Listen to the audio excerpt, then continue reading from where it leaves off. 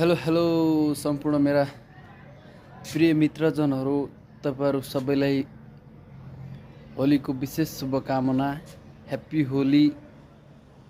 होलीमा सबैजनाले रमाइलो र इन्जोय गर्नु होला हैन। सो हामी त परदेशमा बस्ने परदेशी हो साथी हो।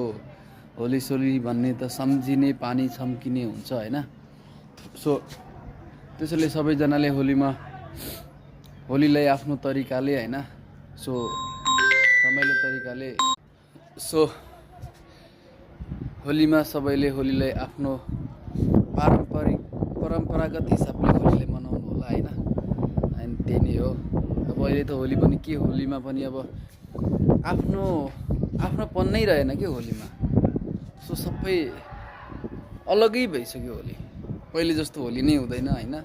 सो भए पनि धेरै मान्छेहरूले खाने डिस गर्ने त्यही हो हैन।